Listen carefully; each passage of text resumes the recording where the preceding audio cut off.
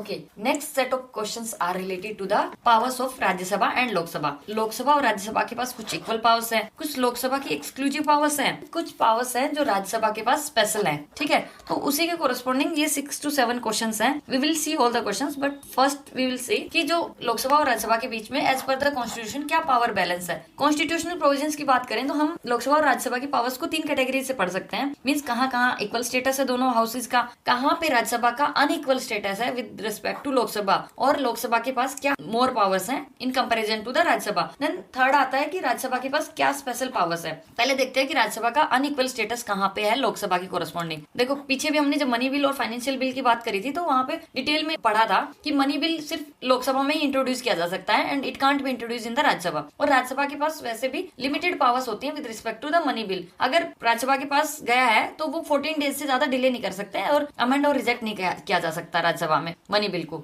बाकी अगर financial bill category 1 की बात करें तो वो भी सिर्फ लोकसभा में ही इंट्रोड्यूस किया जा सकता है। तो कहने का मतलब है कि इन फाइनेंशियल मैटर्स में राज्यसभा का से कम है, लोकसभा का से ज्यादा है। और जब ज्वाइंट सिटिंग की बात करें in case of disagreement over any kind of bill, तो क्या होता है वो ज्वाइंट सिटिंग स्पीकर प्रिसाइड करते हैं। और वैसे भी जब ज्वाइंट सिटिंग से बिल पास होता है वो सिंपल मेजोरिटी से पास होता है। अगर इमरजेंसी प्रोविजंस की बात करें तो देखो जब तीनों टाइप की इमरजेंसीज, स्टेट, फाइनेंशियल और नेशनल इमरजेंसी, जब अप्रूव करने की बात आती है तो लोकसभा राज्यसभा का इक्वल स्टेटस है। लेकिन जब डिसकंटिन्यू करने का जो रेजोल्यूशन है वो सिर्फ लोकसभा में ही पास किया जा सकता है। ओवरऑल बजट की बात करें तो राज्यसभा बजट को डिस्कस कर सकती है लेकिन वोट नहीं कर सकती। और बाकी अदर इकोनॉमी मोशंस भी लाइक कट मोशन वगैरह वो भी सिर्फ लोकसभा में ही मूव किए जा सकते हैं। और काउंसिल ऑफ मिनिस्टर्स की केस में एक स्पेशल प्रोविजन है लोकसभा के पास। वो क्या है कि जो आर्टिकल 74 हमारा बोलता है कि council of ministers is responsible to the Lok Sabha not Rajya Sabha. तो इस तरह से जो नो कॉन्फिडेंस मोशन भी है जो गवर्नमेंट को रिमूव करने के लिए लाया जाता है, that can also be introduce and passed in the Lok Sabha only.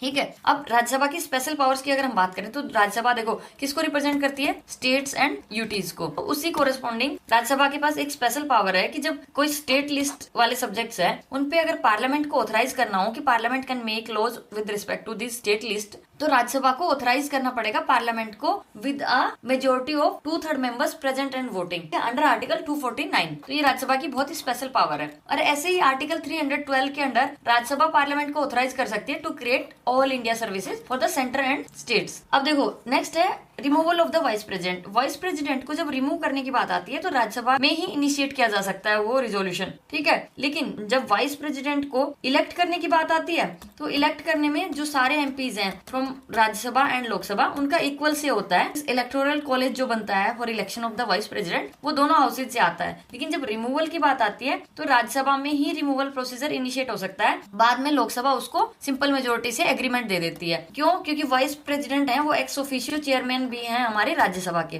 ठीक है, इसलिए तो ये तीनों पॉइंट्स ध्यान रहेंगे। अब देखो इक्वल स्टेटस कहाँ पे है लोकसभा में, ये अनइक्वल स्टेटस के अलावा और स्पेशल पावर्स के अलावा जो भी प्रोविजंस बच गए वो सारे इक्वल स्टेटस में आते हैं लोकसभा के साथ। जैसे ऑर्डिनरी बिल और कॉन्स्टिट्यूशनल अमेंडमेंट बिल इंट्रोड्यूस और पैसेज कहाँ पे होगा, दोनों हाउसेज में हो सकता है। फाइनेंशियल बिल कैटेगरी 2 है अंडर आर्टिकल 117 क्लॉज 3, वो भी दोनों हाउसेज में इंट्रोड्यूस एंड पास किया जा सकता है। प्रेसिडेंट के कोरस्पॉन्डिंग जितने भी मैटर्स हैं लाइक इलेक्शन हो गया, इम्पीचमेंट हो गया, वो दोनों हाउसेज से इक्वली पास होना है। जजेस के रिमूवल, चीफ इलेक्शन कमिश्नर के रिमूवल, सीएजी के रिमूवल के कोरस्पॉन्डिंग जितने भी मोशंस वगैरह आएंगे उन सभी सिनेरियोज में दोनों हाउसेज के पास इक्वल स्टेटस है। ऑर्डिनेंस वगैरह अप्रूव करना वो सब भी दोनों हाउसेज को ही करना पड़ेगा। अब एक चीज और, जैसे selection of ministers including the PM, तो ये चीज इंपॉर्टेंट है टू नो कि जो हमारे काउंसिल ऑफ मिनिस्टर्स हैं इंक्लूडिंग पीएम वो दोनों हाउसेज से सेलेक्ट हो सकते हैं। अगर हम एग्जांपल की बात करें कि कौन कौन से पीएम्स हैं जो राज्यसभा के मेंबर रहे हैं, जैसे मनमोहन सिंह जी और इंदिरा गांधी जी, वो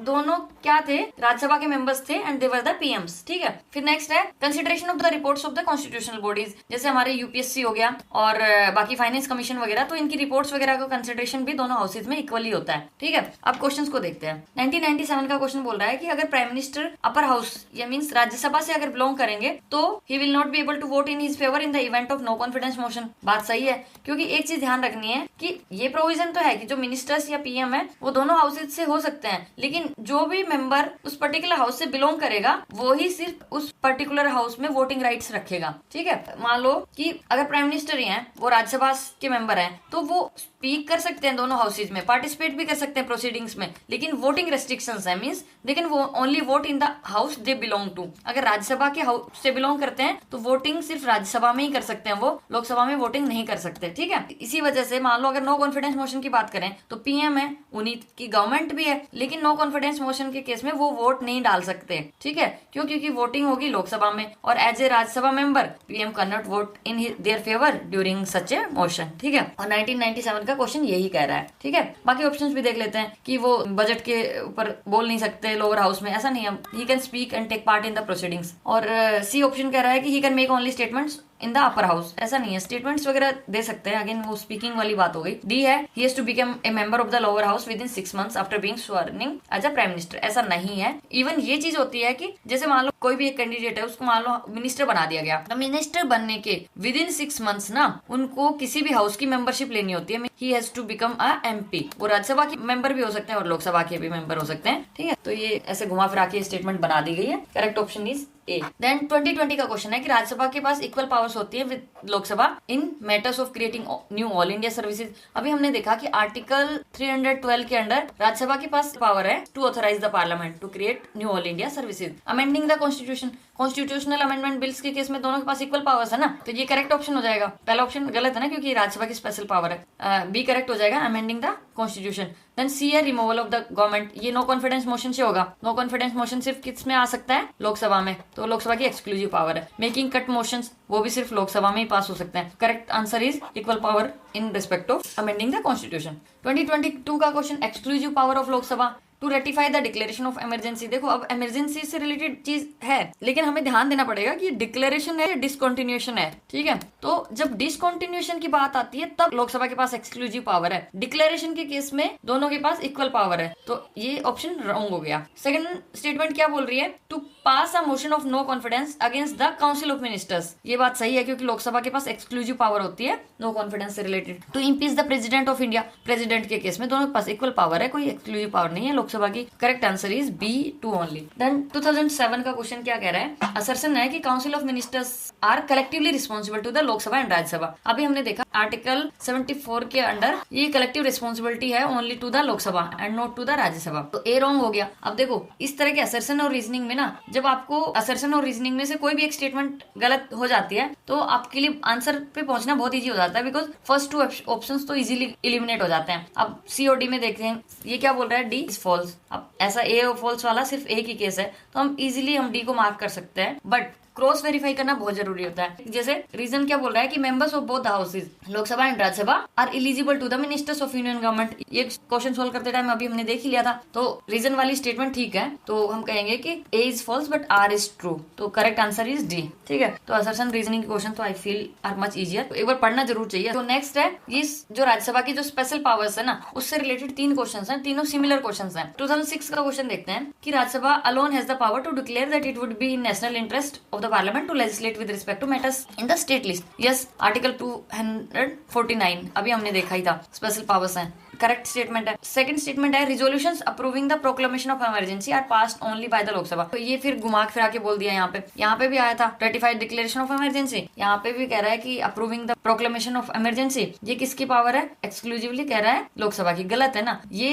प्रोक्लेमेशन के केस में राज्यसभा और लोकसभा के पास इक्वल पावर है, डिसकंटिन्यूएशन के केस में ओनली लोकसभा आ जाता। इस स्टेटमेंट अभी के लिए रॉन्ग हो गई। Correct is A, 1 only. Then 2012 का क्वेश्चन है which of the following special powers has been conferred on the Rajya Sabha. देखो अगेन स्पेशल पावर्स है, तो इसका आंसर क्या है? ये देखो स्टेट लिस्ट वाली बात है, to pass a resolution empowering the parliament to make laws in the state list to create 1 और more all India services. Article 249 और आर्टिकल 312 दोनों को कंबाइन करके स्टेटमेंट बनाई है, तो ये स्पेशल पावर्स है। करेक्ट ऑप्शन बी है। बाकी ऑप्शन भी पढ़े। ए ऑप्शन क्या कह रहा है? To change the existing territory of the state and to change name. नहीं, जब स्टेट की टेरिटरीज वगैरह चेंज करने से रिलेटेड वो पूरे से पार्लियामेंट की पावर्स हैं, कोई एक्सक्लूसिव राज्यसभा की नहीं है। To amend the election procedure of the president and to determine the pension of the president after his, नहीं, ये भी कोई एक्सक्लूसिव लोकसभा राज्यसभा की पावर्स नहीं है, ठीक है, ये पार्लियामेंट की पावर्स है। To determine the functions, election commission के फंक्शंस को डिटरमाइन करना और इलेक्शन कमिश्नर कितने होंगे वो नंबर डिटरमाइन करना, ये किसकी पावर है? ये प्रेसिडेंट की पावर है अंडर आर्टिकल 324 क्लोज 2, ठीक है। तो यहाँ पे again correct option is B. अब 2016 का क्वेश्चन वो भी यही बोल रहा है कि जो पार्लियामेंट ऑफ इंडिया है वो एक्वायर करती है power to legislate on any item in the state list in national interest, फिर resolution to that effect is passed by the। अब देखो ये अभी देखा ही था ना, तो करेक्ट आंसर यहाँ पे हो जाएगा Rajya Sabha by a majority of not less than 2/3 of its member present and voting। Correct answer is D. ठीक है, अब देखो नेक्स्ट सेट ऑफ क्वेश्चन है वो ज्वाइंट सिटिंग से रिलेटेड है सारे। ठीक है, और सिंपल क्वेश्चन है। एक बार हम देखते हैं कि ज्वाइंट सिटिंग क्या है। देखो जब भी डिसएग्रीमेंट होता है दोनों हाउसेज के बीच में, तो उस डेडलॉक को रिजोल्व करने के लिए ज्वाइंट सिटिंग का प्रोविजन लाया गया है under article 108 of our Indian constitution. अब देखो पहली बात तो क्या क्या मिस्टेक नहीं करनी है, प्रिसाइड करते हैं ज्वाइंट सिटिंग को स्पीकर ऑफ द लोकसभा, लेकिन ज्वाइंट सिटिंग को समन कौन करते हैं, प्रेसिडेंट ऑफ इंडिया। ठीक है, अंडर आर्टिकल 108। और डिसएग्रीमेंट मल्टीपल रीजन से हो सकता है। फॉर एग्जाम्पल इनिशिएटिंग हाउस ने बिल पास करके अदर हाउस में भेज दिया, तो अदर हाउस ने मान लो मोर देन 6 मंथ्स हो गए कुछ रिस्पॉन्ड नहीं किया। दूसरा सिनेरियो ये भी हो सकता है कि अदर हाउस ने कुछ अमेंडमेंट्स सजेस्ट किए और जो इनिशिएटिंग हाउस है उसने अमेंडमेंट्स रिजेक्ट कर दिए। ठीक है, या फिर ऐसा हो सकता है उस particular bill pay other house ने डिसएग्रीमेंट शो कर दिया हो, जो भी बिल था वो एक्सेप्ट नहीं किया। तो इन सिनेरियोज में ज्वाइंट सिटिंग का प्रोविजन आता है। अब देखो ज्वाइंट सिटिंग के सारे बिल्स के लिए एप्लीकेबल है, आंसर इज नो। एप्लीकेबिलिटी है only for ordinary bills and financial bills. इसमें दोनों कैटेगरी आ जाएंगी, financial bill category 1 and 2 under article 117। ठीक है, अब देखो नॉट एप्लीकेबल फॉर, देखो मनी बिल और कॉन्स्टिट्यूशनल अमेंडमेंट बिल्स में ज्वाइंट सिटिंग का प्रोविजन अवेलेबल नहीं है। अब देखो ये कैसे आप याद रख सकते हो, क्योंकि रटने से तो कंफ्यूजन हो जाती है, और एग्जाम में जब चारों बिल्स के नाम दिखते हैं ना तो ऐसे लगेगा समझ नहीं आ रहा कि कहाँ कहाँ ज्वाइंट सिटिंग एप्लीकेबल होती है। पहली बात तो ऑर्डिनरी बिल मतलब सिंपल है भाई, ज्वाइंट सिटिंग अलाउ हो जाएगी। फाइनेंशियल बिल कैटेगरी 1 एंड 2 में भी एक्सेप्शन क्या है कि मनी बिल एक स्पेशल काइंड ऑफ बिल है, और हमें पता है कि जो लोकसभा है उसके पास अल्टीमेट पावर होती है with respect to the money bills, तो इसलिए ज्वाइंट सिटिंग का कोई मतलब ही नहीं बनता, क्योंकि अल्टीमेट से तो लोकसभा का ही है। अब देखो कॉन्स्टिट्यूशनल अमेंडमेंट बिल्स, यहाँ पे भी ज्वाइंट सिटिंग एप्लीकेबल नहीं है। अब लगेगा कि कॉन्स्टिट्यूशनल अमेंडमेंट बिल्स तो राज्यसभा और लोकसभा दोनों के पास इक्वल से होता है, तो फिर जब उन दोनों ने मतलब कुछ डिसएग्रीमेंट हुआ तो ज्वाइंट सिटिंग तो होनी चाहिए। बट सिंपल बात है कि देखो constitutional amendment bills important bills होते हैं, और ज्वाइंट सिटिंग में हमने देखा कि लोकसभा के पास क्या है 543 मेंबर्स हैं, राज्यसभा के पास 245 मेंबर्स हैं। तो जब ज्वाइंट सिटिंग में सिंपल मेजोरिटी से जब कोई बिल पास होगा तो अल्टीमेट से किसका होगा, लोकसभा का होगा, क्योंकि ये नंबर गेम है ना। तो उस अल्टीमेट से को ऑफ द लोकसभा अवॉइड करने के लिए कॉन्स्टिट्यूशनल अमेंडमेंट बिल्स में भी ज्वाइंट सिटिंग एप्लीकेबल नहीं है, क्योंकि हम इंश्योर करना चाहते हैं कि भाई ये constitutional amendment bills are special bills, और लोकसभा और राज्यसभा की इक्वल पावर्स हैं, राज्यसभा के पावर को कॉम्प्रोमाइज नहीं कर सकते हम, इसलिए ज्वाइंट सिटिंग का प्रोविजन ही नहीं है। ठीक है, और मेजोरिटी सिंपल मेजोरिटी रिक्वायर्ड होती है। अब प्रिसाइड कौन करते हैं ज्वाइंट सिटिंग को, स्पीकर करते हैं, तो ऑब्वियसली रूल्स कौन से फॉलो होंगे ज्वाइंट सिटिंग में, लोकसभा के रूल्स फॉलो होंगे। ठीक है, अब अगर हम हिस्टोरिकली बात करें कि अभी तक कितने केसेस में ज्वाइंट सिटिंग बैठी है हमारे इंडिया में, 1961 फर्स्ट केस था डोरी प्रोहिबिशन बिल में, 1978 में बैंकिंग सर्विस कमीशन रिपील हुआ था, उसके कोरस्पॉन्डिंग बिल आया था, 2002 में प्रिवेंशन ऑफ टेररिज्म एक्ट। ठीक है, तो ये चीज ध्यान रखनी है। अब हम क्वेश्चंस को सोल्व कर लेते हैं। 2003 का क्वेश्चन क्या कह रहा है कि joint sitting of 2 houses is sanctioned under article 108 of the constitution. कभी कभी फैक्चुअल क्वेश्चंस भी आते हैं, आर्टिकल्स के नाम लिखे आते हैं, तो बेसिक आर्टिकल्स हमें पता होना चाहिए। ये स्टेटमेंट करेक्ट है। तो सेकंड स्टेटमेंट बोल रही है कि जो फर्स्ट ज्वाइंट सिटिंग है लोकसभा राज्यसभा की वो 1961 में हेल्ड हुई थी। अभी हमने देख लिया था डोरी प्रोहिबिशन बिल के corresponding correct statement. Third statement, the second joint sitting of the 2 houses of the Indian parliament was held to pass the banking service commission repeal bill. ये भी ठीक है, तो all the statements are correct, answer is D. 2012 का question क्या बोल रहा है कि मान लो डेडलॉक हो गया लोकसभा राज्यसभा में, तो ज्वाइंट सिटिंग कॉल होगी, तो वो कौन कौन से बिल्स के केस में कॉल हो सकती है। अभी हमने देखा ऑर्डिनरी बिल्स के केस में हो सकती है, और फाइनेंशियल बिल्स कैटेगरी 1 एंड 2 दोनों के केस में हो सकती है। ठीक है, अब मनी बिल के केस में हो सकती है, नहीं हो सकती। कॉन्स्टिट्यूशनल अमेंडमेंट बिल के केस में नहीं हो सकती भाई, तो करेक्ट आंसर क्या है, 1 ओनली। 2015 का क्वेश्चन कह रहा है कि जब बिल ज्वाइंट सिटिंग को रेफर कर दिया गया बोथ हाउसेज को, तो उसको किस मेजोरिटी से पास किया जाएगा। तो ज्वाइंट सिटिंग हमें अभी हमने देख ली कि simple majority of the members present and voting से पास किया जाएगा। करेक्ट आंसर ए है, 3/4 मेजोरिटी और ये सब ऐसे ही स्टेटमेंट्स जोड़ जोड़ के बना दी गई है। ठीक है, ये ध्यान रखना कि सिंपल मेजोरिटी से पास होगा। एक और सिमिलर सा ही क्वेश्चन है फ्रॉम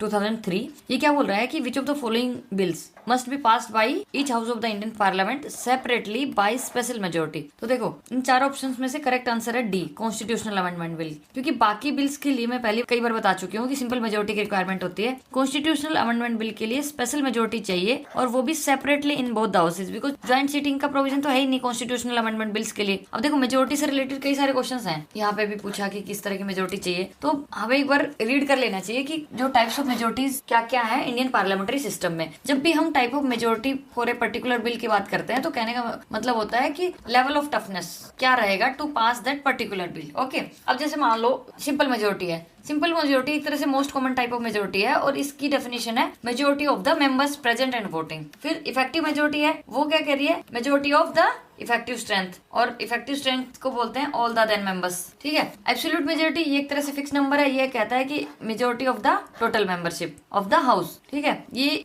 फिक्स नंबर इसलिए है ना क्योंकि ये डिपेंड नहीं करता प्रेजेंट और वोटिंग एब्सेंट और इस सबसे। इसमें जो टोटल मेंबरशिप होगी, फॉर एग्जांपल लोकसभा की टोटल मेंबरशिप है 543, तो वहां पे एब्सोल्यूटली कितनी निकलती है 272, और ये 272 नंबर है, ये रिक्वायर्ड होता है जनरल इलेक्शंस में गवर्नमेंट फॉर्म करने के लिए। ठीक है, अब जो स्पेशल टाइप ऑफ मेजोरिटी है उसके मल्टीपल टाइप्स हैं। वो एक तरह से हम कहेंगे कि किसी बिल के लिए स्पेशल मेजोरिटी तब रिक्वायर्ड होती है जब हम लेवल को टफ करना चाहते हैं to pass that particular bill. इसमें मल्टीपल सब टाइप्स है। पहले सब टाइप है majority of not less than 2/3 of the members present and voting. देखो पीछे भी हम कई सारे क्वेश्चंस में देखा था कि जो 2/3 of the members present and voting, ये वाली मेजोरिटी कहाँ रिक्वायर्ड होती है, राज्यसभा की जो स्पेशल पावर्स है अंडर आर्टिकल 249 एंड आर्टिकल 312, वहां पे ये 2/3 of the members present and voting वाली मेजोरिटी लगती है। इसको याद कर लेना। सब टाइप 2 ये कहता है कि अंडर आर्टिकल 368 कॉन्स्टिट्यूशनल अमेंडमेंट्स के लिए एक स्पेशल मेजोरिटी चाहिए होती है जिसमें 2 कंडीशंस फुलफिल होनी चाहिए। पहली कंडीशन क्या है, absolute majority plus 2/3 of the members present and voting. और इसका यूज होता है कॉन्स्टिट्यूशन को अमेंड करने के लिए, सुप्रीम कोर्ट हाई कोर्ट के जजेस को रिमूव करने के लिए, चीफ इलेक्शन कमीशन और सीएजी वगैरह के लिए। ठीक है, अब जो